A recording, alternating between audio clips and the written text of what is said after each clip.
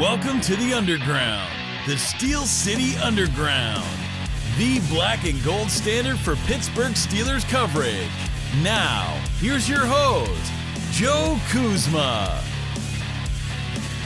Hello, everyone, and welcome to another edition of the Steel City Underground podcast. My name is Joe Kuzma, and as you can see, once again, I'm holding down the fort as Brian plays Mountain Man or Wilderness Man or whatever it is. So, flying solo today, I'm kind of getting used to this now. Bear with me again when I get long-winded or I have to take a break here to get some of my coffee. But good morning, folks. Friday morning. Don't usually announce all the time that it's a football Friday, but had to hold out a little bit later this week, not only on account of Brian's lack of reception out in the sticks, but also because of the lengthy Pittsburgh Steelers injury report, which is about as long as my arm. And my goodness, the overreactions that are coming from fans. It's Friday morning and I'm still seeing a lot of the most ridiculous things that you can possibly see from the fan base, just in a total panic over the loss still from I still want to call them the Oakland Raiders. They're always going to be the Oakland Raiders now. When I was growing up, I don't think I knew the Oakland Raiders. It was always the Los Angeles Raiders, you know. It was all the guys, and you had the West Coast rappers that were wearing the Raiders hats and stuff, and it was very fashionable. You had LA Gears, you had LA, and I had to work so hard to get Los Angeles out of my mind. Now I got to work to get Oakland out of my mind. The Las Vegas Raiders, who I think a lot of people just aren't giving much respect to. They're 2-0. They beat the Baltimore Ravens, who everyone had crowned basically another Super Bowl contender in the preseason here. And they did so with, I know the Ravens were somewhat wounded, so were the Steelers. But we made fun of people like Alejandro Villanueva and that offensive line for the Baltimore Ravens. I'm guilty of it myself, even on this very program, of saying, see, I told you so.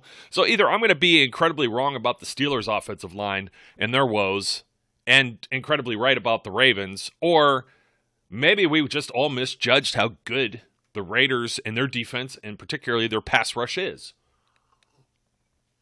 Don't forget, it was still a close game, even with some backups in. And this week, we're hoping that the Steelers have some of these players. I'm going to go through the injury report first, because this is the biggest thing. And above all, Ben Roethlisberger is on the report. A DNP, don't have the Friday status yet, but Wednesday, obviously, he doesn't practice on Wednesdays. It's amazing to me. Kudos to NFL Network, particularly Kyle Brandt of Good Morning Football, for at least acknowledging Ben doesn't practice Wednesdays.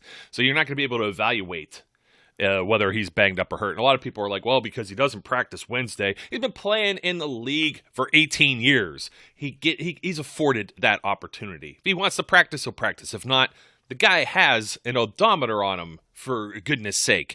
He's only going to throw so many passes before his arm turns into a noodle. Some people are criticizing that already. Absolutely no problem with that. I mentioned some of this in the postgame from the Raiders deal. Now, if Ben was hurting, Mike Tomlin, of course, acknowledges adrenaline and things of that nature. Yeah, they supersede it. Absolutely. You're not going to feel that pain till Sunday night, Monday morning. Some things you need to acknowledge after the fact. Oh, man. I took a pretty nasty hit, didn't get flagged. He got another one that did. Not saying that, but geez, it's like they never protect Ben. And people are always talking about backup quarterback situations with the Steelers. It's all I talked about all summer long and through the preseason was Mason Rudolph and Dwayne Haskins. And God forbid, please don't bring up Josh Dobbs. He's on injured reserve with no opportunity to come back. He did not make the 53-man roster. He was not a player subject to waivers. He's done. Okay, he's not going to be over there. Cam Newton put his numbers up against Mason Rudolph, 2019, in the one game that Rudolph played in Week 17 against the Browns last year, where, by the way, he threw for 300 yards. Put your differences aside of however you think. The passing statistics, they're in line. And in fact, Mason has Newton edged with touchdowns. They're identical on interceptions. Actually, Newton had one of his better seasons last year with the Patriots as far as completion percentage. Otherwise, he's really a guy that doesn't get up to 60% completion percentage for his passes. He's not an accurate quarterback. He does a lot of things with his legs. I'll give you that. But 7 of his 10 rushing touchdowns last season, those all came from one or 2 yards out, maybe even a 3 yards out. He had like maybe 2 longer runs the entire season, so he's pretty much in a situation where you go for it on 4th and 1. Okay. We're going to make a package for Cam Newton. We're going to pay him whatever the heck he's going to want to be a backup. I'm hearing the same thing from people. Thursday night football overreaction against a Texans team that appears to be better. Everyone had put the fork in them to begin the season too, and they're competing. It's kind of interesting. Oh, see, this is what happens with the 3rd round pick. Look, the guy, Davis Mills, is straight out of college. The guys that come straight out of college and are still playing, I think they tend to do better than the backup quarterbacks who sit and collect dust and don't take first team or hardly any reps during practice, and they go years without taking a snap, without having any game action. You throw them out there, and you expect them to all of a sudden be as good as the guy that they're replacing, and that's very seldom the case. That's why you're seeing a lot of rookies thrust directly into action anymore. You've seen it before, too. But the days of having Aaron Rodgers sit, and even he wasn't good when he first came in, you got some growing pains there. But maybe the New York Jets franchise, A, wasn't very good, and B, just didn't develop or have the right pieces around Darnold. It's still early. They're 3-0, and that surprises me. He still had problems holding the ball too long, getting the ball knocked away. So if he comes with the Steelers, you're going to give him the same criticisms. And by the way, if the Steelers trade for him, he's probably still sitting on the bench. Ben's going to play. Ben's a warrior. He's a gladiator. So when I saw people on Tuesday sharing photos of Mason Rudolph, just to rile all of you up, most of you, I'm going to have like a 90%ers group here on the show, because I know like 10%, you might not agree, or you might be from another fan base or whatever. But my 90%ers that are out there, you just see all the other people. I want to call them idiots. I don't know if that's fair to say. It's kind of rude, but there's also the people that are just out there trying to troll people or get their clicks and likes, and they're talking about Mason Rudolph could play on Sunday. Man, we hadn't heard anything about that yet. And if he does, I'm not really that concerned. I've said this a billion times. You take that Thursday night game away from Cleveland, he had some real trauma in his first year in the NFL. The Steelers obviously gave him a contract for next season, knowing that they have something there that could develop. Will it develop? I don't know. He might not be anything more than the backup quarterback. But what's that for me to say? I'm trashing a guy before he plays a game. Like, it's so ridiculous. We're trashing Ben, who didn't have his sharpest game. Trashing the offensive line of the Steelers. How can you fix this? It's one game, okay? Ben was missing some reads down the field. I think after his interception, some of his freelancing, maybe he was a little rattled moving around more. He wasn't as comfortable in the pocket. There's a number of things. It's not all on Ben. It's not all on the offensive line. It's not all on Najee Harris, who only had 10 carries. That's what I see going a little bit differently against this Cincinnati Bengals defense on Sunday. Once again, another home game, a second straight road game for the Bengals, who just dropped a game to the Chicago Bears, with Joe Burrow throwing 3 interceptions, by the way, but we'll get to that. The Bengals defense against the Steelers offense, they got some injuries on the Steelers side here. Deontay Johnson, more than likely, I think he's not going to go. And man, this is the one where I agree with people. What are you doing there at the end of the game where people can risk getting hurt and it's already decided you're down 9 points? I get it. These guys on the field, though, they're competitors. They're trying to earn paychecks or the next paycheck, the big paycheck. You're not going to necessarily convince them the same way. You're never going to convince Ben Roethlisberger to come out of a game, for example. Deontay Johnson, hopefully, they say nothing serious, but I could totally see with the plethora of weapons that Mike Tomlin has at his disposal there with the offense, and Matt Canada. Yeah, Matt Canada, it's got to be a little better. There's still growing pains. We acknowledge this. It's not only that. If this were not a new offensive coordinator and not a new running back and not a new offensive line and all these other moving parts and Pat Freiermuth and whatever else you want to toss into this cauldron and mix it up and make a potion, and these elements were here for several years, it would still be September, extension of the preseason, sloppy, stupid football at times. And it's looked cleaner. There's been some self-inflicting penalties that have stalled some of these drives too, but it has looked cleaner than it has in years past. They look at least a bit more prepared, in my opinion. You're seeing some of these changes materialize. I think it's going to come together. I'm not in a panic mode. I'm not turning down my nose looking at the Raiders. I really thought the bookies and everybody else thinking that this would be a close game with the Raiders. The Steelers were getting 6.5. Okay, they're at home. They just had a very impressive win against Buffalo. But I saw what the Raiders did. I thought coming from the West Coast with a day less having played Monday night and some of their injuries, but the Steelers were just as much injured, especially when you take TJ Watt out of the frame. What are you going to do there, man? It's just, I don't know if I have much more else to say. And I'm not trying to belabor the Raiders game, but I'm trying to put it into perspective of everyone's already thinking this season's over before they get to play the Bengals on Sunday. And I'm not looking down at Joe Burrow. I have a lot of respect for Joe Burrow. I like Joe Burrow. I think Joe Burrow is the best of the quarterbacks drafted in the AFC North recently. I think he's better than Baker. I think he's better than. I think he'll have better long-term success than Lamar. Obviously, Lamar is a whole completely different beast. So this is someone that you have to take seriously on the other side of the field. And he has a number of players in skill positions and weapons at his disposal. So just talking about that, the Steelers are favored only by 3, and this game is 43.5 for the over and under. If you're looking at mybookie.ag, don't forget that they are a sponsor of the Steel City Underground platform, including this podcast. And the winning season is back, so that means head on over there.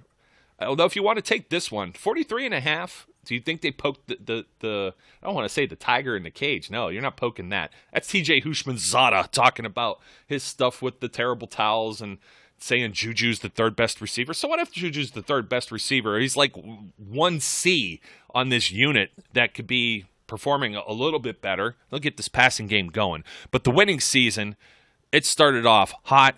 My bookie's continuing to crank up the heat with a $50,000 Survivor contest. Whether you're a new or existing customer, if you made a deposit with my bookie, you earn an entry into the $50,000 Survivor contest absolutely free. So to play, all you have to do is pick one winner a week to keep your streak alive, have a shot at the grand prize, and that's all you got to do is sign up for my bookie and make a deposit, and you get this absolutely free. You could definitely keep this going. If you've picked the Steelers already, you may have picked them against Buffalo, and then you're good to go a couple weeks ago. So you can still jump on this. It's simple to play and win, even if you don't have a ton of betting experience. And, that's why whenever I get to do any of the sportsbook stuff, depending on where you are, my bookie's probably going to be your best option. When you head over there to mybookie.ag, don't forget to get in with the promo code Steel City, all one word. And if you use that, you're going to receive double your deposit, your first deposit, and get instant access to that 50,000 Survivor pool. Again, that's Steel City to instantly double your first deposit. Bet anything, anytime, anywhere with my bookie. 43.5. I like that one this week. I really do. We don't know how banged up the Steelers' D is. I understand that the Bengals have struggled a little bit here. They had the overtime win against the Minnesota Vikings where they put up 27. They had 17 last week. And when comparatively you look at the Steelers' offense, a little bit of inability of putting on some points. They were aided, of course, in week 1 with the blocked punt. And why can't I find the Steelers 23-16? Okay, against Buffalo. I think you could get to 43.5. That's a really low bar, and I understand we're talking slobber knocker type AFC North football. 17 last week. Woe is me. Matt Canada, Ben Roethlisberger, everybody here looks like a genius if they get on the same page. Or let's say Claypool comes down with one of those extra big catches that's knocked away by like Trayvon Mullen or Casey Hayward, or Ben connects with Deontay Johnson when it wasn't a pick. Everybody looks like a genius. Steelers defense, let's say TJ Watt doesn't get hurt, and that's a huge, huge difference maker. You never know what happens in this game. Maybe the game's still close and they still lose to the Raiders, okay? You have the stuff that happens like the Henry Ruggs touchdown, get behind Minkah Fitzpatrick. Man, Minkah Fitzpatrick, Pro Football Focus and these sites and John Madden football video game, they are just abusing this guy. Like, saying he's not as good. I don't know what they're seeing. You get beat on one play and then all of a sudden you're the worst safety out of all 32 for a week. Like, come on, man. The week before they said the same thing about Ben Roethlisberger too. I mean, Aaron Rodgers was literally turned into a bum. I'm trying to think of a really bad quarterback. There's plenty of them from Steelers history, right? Like Bubby Brister or something. They turned into just somebody that was not a characteristic or consistent with how he played, which, he deserved that for being the diva that he was. And for all the people who want him in Pittsburgh, he's a year or so younger than Ben, and he comes with all that baggage. I'll pass. Thank you very much. I'm content with the quarterback situation the way it is right now. But Joe, what about the future? What if they should have drafted this guy instead of Terrell Edmonds like 4 years ago? Forget all that jazz. They'd still be sitting on the bench. They might get in for a game or so. Let's look at the trajectory of Mason Rudolph. That's about as much as they would have played when Ben got hurt that year. You still don't know if they would have been any good. You still don't know the failure rate of these particular quarterbacks. Let's talk a little bit about this Steelers offense and what they can do against the Bengals. Excuse me. Depending on, it doesn't depend on who plays. Let's get one thing out here.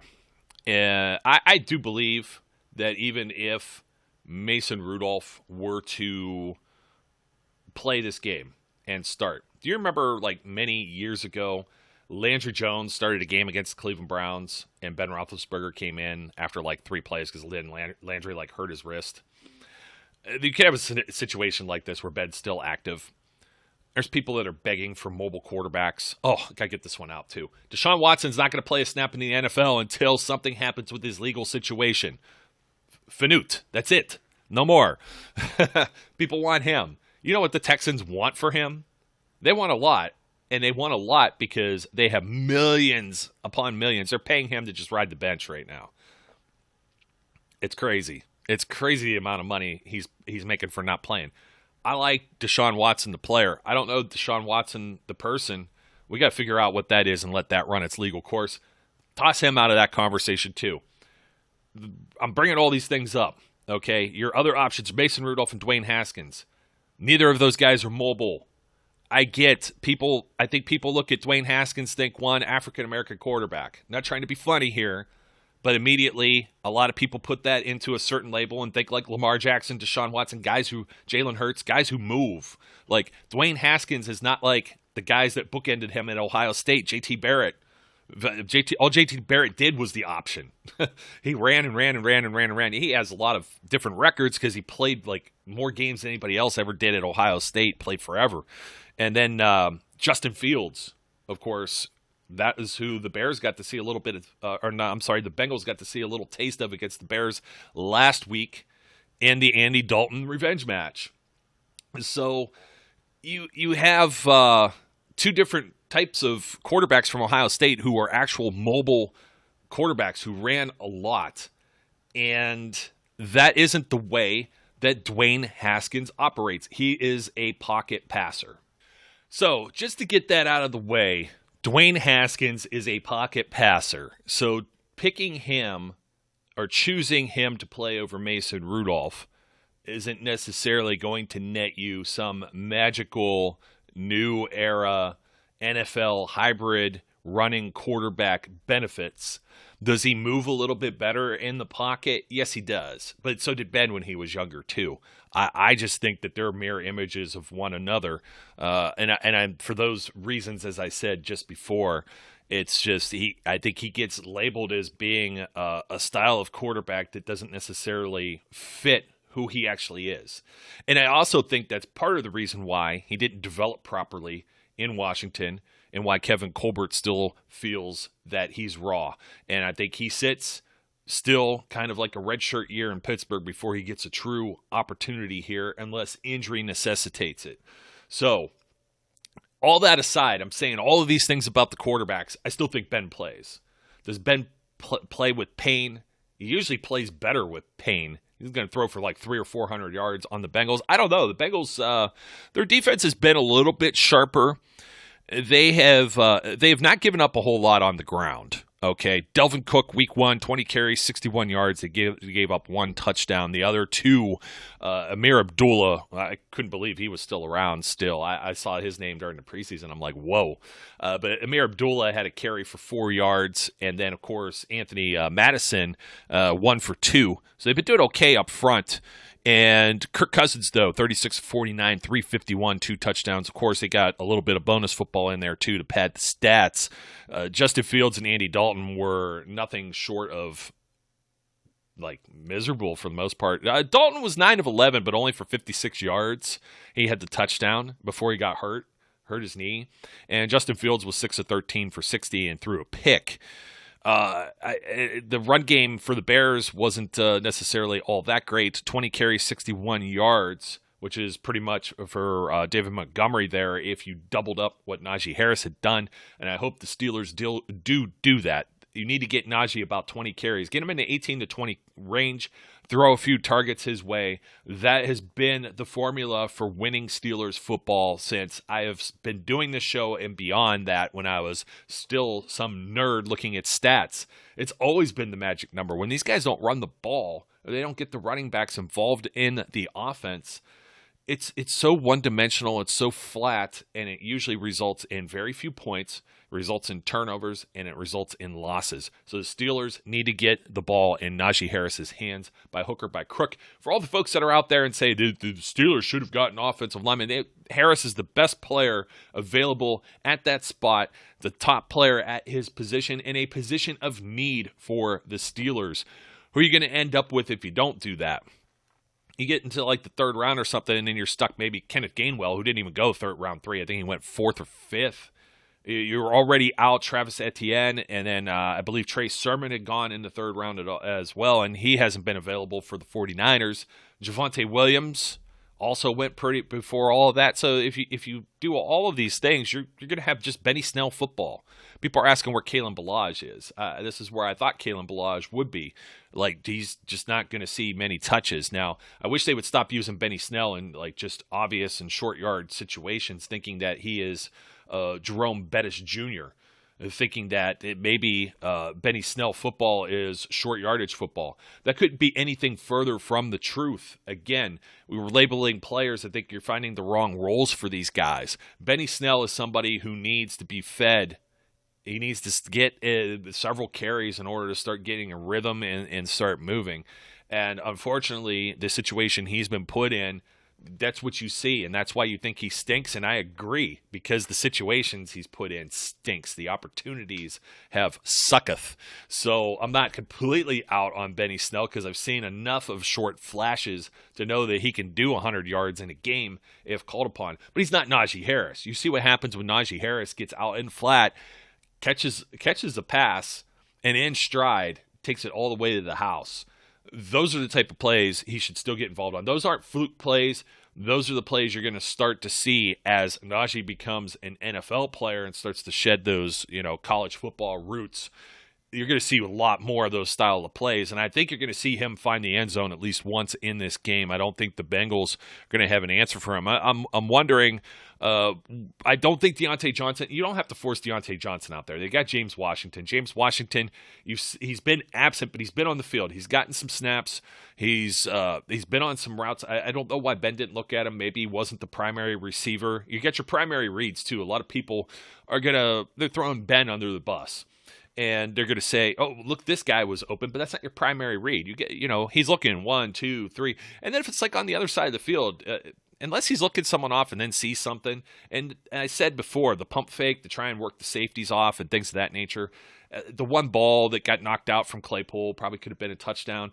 Oh, they should have thrown it a few yards more on the inside. What? So the safety can make a play on the ball too? Possibly, tip drill and it's picked? Come on, folks. This isn't it's not a video game. So again, I don't think that there's a whole lot that's broken here. I want to see Pat Freiermuth a lot more too. Gosh darn. I'm thinking, I'm trying not to swear on the show if you hadn't noticed today, but Freiermuth is a guy, he's a beast. Anything that goes his way, he's pretty much catching. He's the guy you need to look at in those 3rd and 5, 3rd and 6 situations, move the chains, but you got to get the ball near the sticks. And that didn't happen on the one play. And then they punt on 4th and 1. And that really wasn't Pat's fault. I think that was 3rd and 8, 3rd and 7, something like that. You just didn't get enough there. And what do you think the defense is keyed in on? They're standing there at the line of gain that you need to get the first down, and they're going to build the wall. the Great Wall there. They're not going to let you cross. There's no team in the NFL. You'd have to be unaware as a player to not know where the sticks are on either side of the ball. This is what these guys get paid for. So, but I want to see Freiermuth. I believe he's been out snapping Ebron anyways. I haven't really put both of them on the field in the same situations. I think that hasn't helped either of those guys. So if you're minus Deontay Johnson, maybe we see a little more two tight end sets. That may also help Najee Harris. They might help disguise obvious run situations and downs. You don't have to take Ben out of shotgun. I'm so sick of that argument as well. Let's just leave that. Let it die where it is. You got teams like the Ravens and the Arizona Cardinals that run far more shotgun formations and still are capable of running the football. I'm 2 names deep on the injury report, by the way, but I'm trying to cover all offense because the rest of this is defense. He did have a coach's decision where Ebron was out for a day, maybe to rest. I'm not sure. But he was a full practice as well. Again, Ben was limited. Deontay did not for 2 days, more than likely, unless he can go Friday, even in limited situation. I think they're going to put a pause on him for the week, which sucks because he seems like he's become one of Ben's favorite targets. And he's one guy that anytime he touches the ball, I get excited because he makes people miss. He breaks ankles. He makes people miss tackles. I think he's going to be a star in the making. So we'll see what happens with that. Again, though, got to get to the 2 guys that you did draft, 1 and 2. I know people are kind of hanging on the words. Joe, you said that about Najee Harris and not taking like a tackle or something like that. Okay. I know Chooks got pretty beat up last week. I don't think Dan Moore was bad. Some people talking about Kendrick Green. These guys are still rookies too. They're still working their way into this. The fact that the Steelers have like almost their entire draft class playing this season in meaningful roles, up to 7th round pick Trey Norwood, 7th round pick punter Presley Harvin III. It's incredible to see that all of these guys have a role and a defined role. Will they ever be any more than just maybe an average pro player? I'm not going to say that yet. But their stories being written, and as they gain more experience and they gain more confidence, we're going to see more good things, hopefully, from these guys. And I still think the interior offensive line with Green, Dotson, and Turner is very strong. I think Dan Moore is coming into his own. And if Corafor, I mean, if he continues to, just kind of slide here, and maybe it's a bad day in the office, maybe he's just not the player we thought he was. We'll see if the Steelers pull the trigger on a move here. We haven't seen Joe Haeg we haven't seen any tackle eligible type plays. Joe Haeg was playing for the Bucs last year, so we'll see. Do I necessarily think or feel that he's an upgrade? Well, if Chooks is playing that poorly, you got to get somebody in there that could at least hold the line at average or above average, not below. You know what I mean? So keep that in mind. Zack Banner, I don't know what's going on with Zack Banner. I don't know. I just don't think that he healed properly from this injury. And I'm not sure that he's maybe the answer too. They were working on replacing 5 players. So if they get 4 of these right, it's never going to be perfect. I don't think any offensive line across the NFL, do they have 5 perfect linemen? There's always going to be that matchup or that weakness, the weakest link, whatever you want to call it. Those are the things you just have to deal with. So I'm not expecting perfection by any means. Ben getting hit 10 times, I'd still say 5 of those, half of them, were on him holding the ball too long too. Got to let it go. Looks like just some indecision, some hesitation. I'm not sure what it was. Was it too hot? I got a hoodie on today, man. Most of you across the United States, it got cold all of a sudden, didn't it? And it'll be a little cooler at Heinz Field. Maybe don't get sunburnt on Sunday. Man, it was hot and sweaty, even though it was only like low 80s. Maybe it was only high 70s. But, man, that sun, it could be intense, especially with, I've said it before, with the yellow seats and stuff in that stadium. You're wearing black jerseys. I think some of that affected both of these teams when they played with the Steelers and Raiders. So you're going to get some of that out, too. Let's jump to the Steelers defense quickly because there's a bunch that's going on here. Before I do that, let's talk about Joe Burrow for a second. Even though it's a guy I do say I have a lot of respect for, he's been sacked 10 times already this season in 2 games, 5 apiece between the Vikings and the Bears. Dare I say that the Steelers are going to harass him even as much or more, or they should, pending all of these guys that are in the groin club, as Terry said on the WTF. There's a lot of dudes that are just banged up and hurt. But Burrow was harassed so much last week that he threw 3 picks in that game against the Bears. It's the reason why the Bears didn't have much of an offensive output, but were still able to squeak out of there with a victory.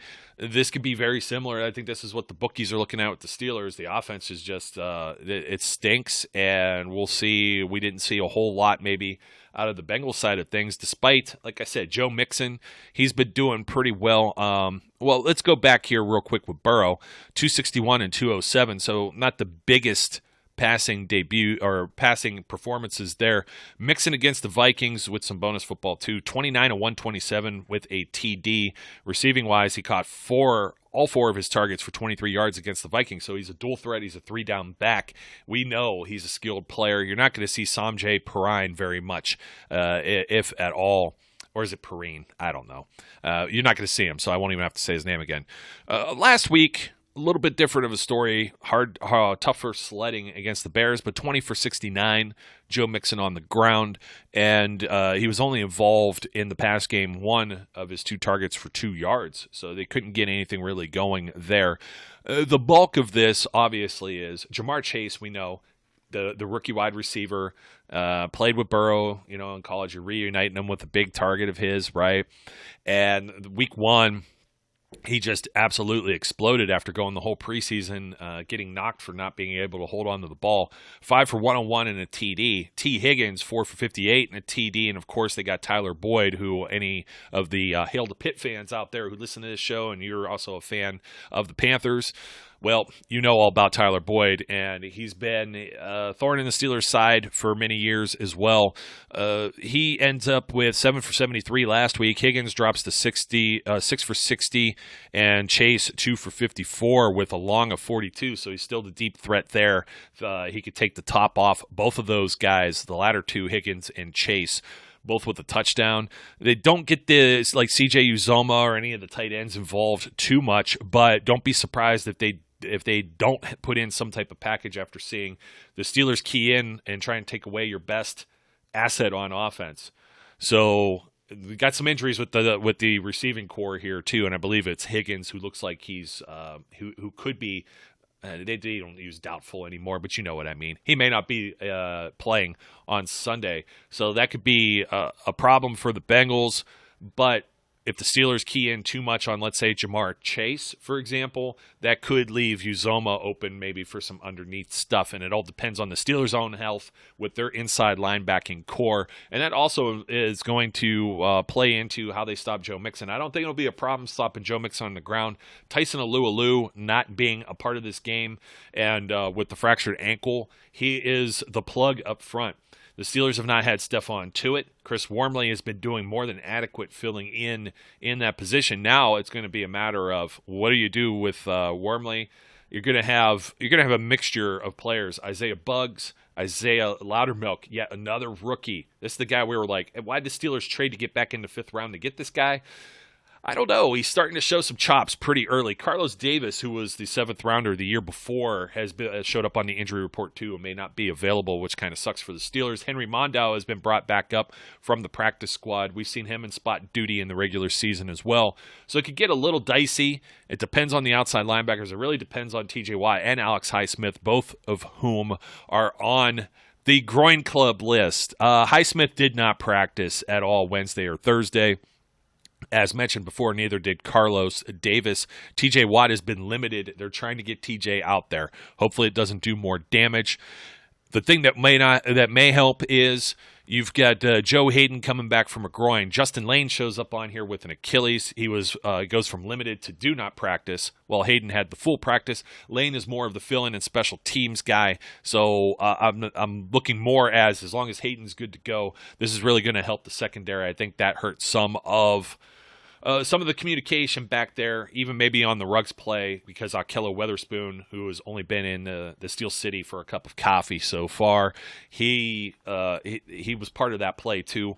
But they ran Waller right at Minkah Fitzpatrick to open up Ruggs. Ruggs ran almost like a straight line, and then boom. And when that ball was thrown, Nobody knew who that was going to. That was a lot of Ruggs' talent and speed, too. I don't need to defend a great play and a great play call from the opposition. Just putting it back out there again.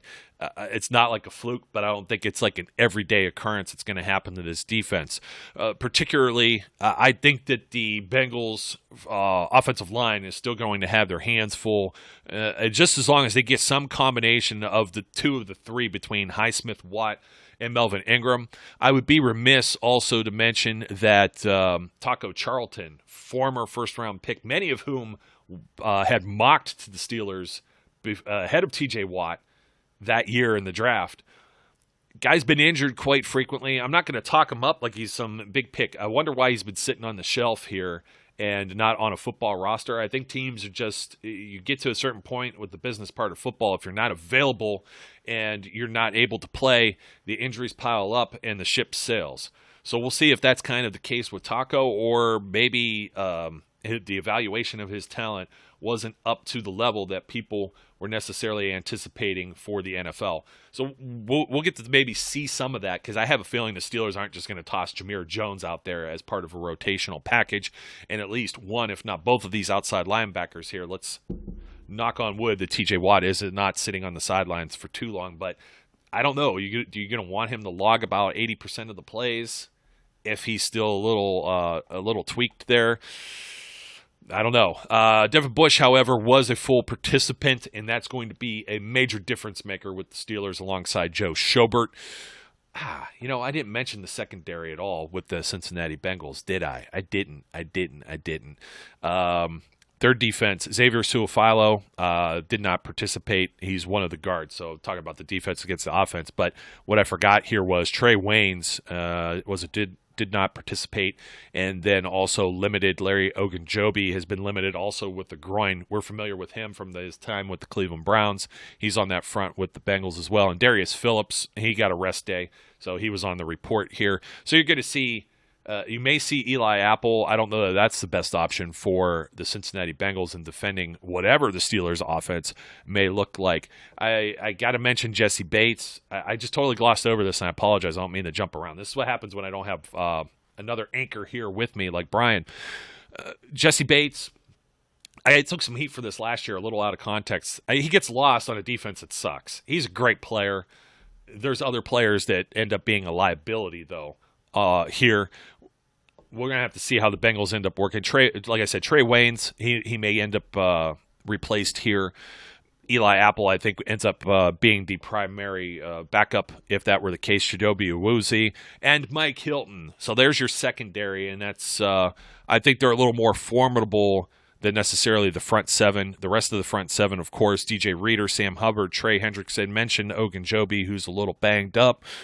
And then one of his backups, Josh Tupou, is also banged up and on the injury report, so it could be maybe even B.J. Hill that slides in there. So they may be dealing with some reserves as well.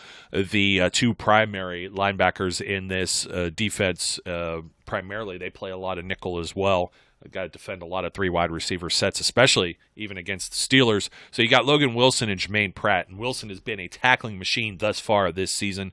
So we're going to see how that ends up working out for their defense. So that's why I feel a little, you're going to have a little bit of balance of scales here with the Steelers and trying to figure out what the heck they want to do, Matt Canada wants to do with their offense. But going back to the defense against the offense here, Jonah Williams, Quentin Spain, Trey Hopkins, Su'a-Filo might not be available. Jackson Carman would more than likely back him up. He is a rookie as well, just drafted this year. Riley Reif, the veteran tackle on the right side. That's pretty much what you're going to see matched up against that Steelers front seven or whatever hybrid it may be, with a lot of the nickel or defensive back heavy packages. We see a lot of Trey Norwood out there as well, but Trey Norwood, he's not doing the same thing as Mike Hilton. Mike Hilton was running his mouth. He would like to go out there and sack Ben. We'll see if that's what you end up doing, Mike. I think you're going to be outmatched and outclassed against a lot of the other Steelers receivers, and we'll see. I like Mike while he was here. He was a little Mighty Mouse, of course, but again, this was a player that came from an undrafted situation to rise into the position he got, and he got paid. So good for him. Hats off to him. I won't actually take my hat off because I don't like showing my bald head, but I do I do like the Steelers defense matching up here, provided you got to have TJ on the field, Devin Bush. Those two go out there, and Joe Hayden. That's going to look a heck of a lot different than it did last week against the Raiders, missing all of those bodies. Cam Sutton will be fine. Minka will be fine. Terrell Edmonds is not a liability. I don't know why people keep thinking whatever. It's been quiet, and he's had those tackles for losses and things. He's not getting beat anywhere significantly. And I think with using Trey Norwood the way that they have, it's just strengthened the ability of what they're able to do with Edmonds and Fitzpatrick. And Edmonds, more or less, is more of a support system, much like Ryan Clark was to Troy Polamalu. Edmonds is to Fitzpatrick. I'm going to say it till I'm blue in the face. The Steelers' defensive front is going to be the biggest thing. Can the Bengals' offensive line push these guys around? You got grown-ass man Cam Hayward. I think Chris Wormley's still going to be good. Those two are still going to be anchoring. I know you don't have Alou out there, so any of the other young bucks that are going to come in, like I said, with Bugs or Loudermilk or these other guys, we're going to see how that works. Will Taco Charlton be part of a rotation? I think he could give 5 to 10 snaps and be called up. I don't believe that Mike Tomlin has used any of his call-ups from the practice squad yet this year.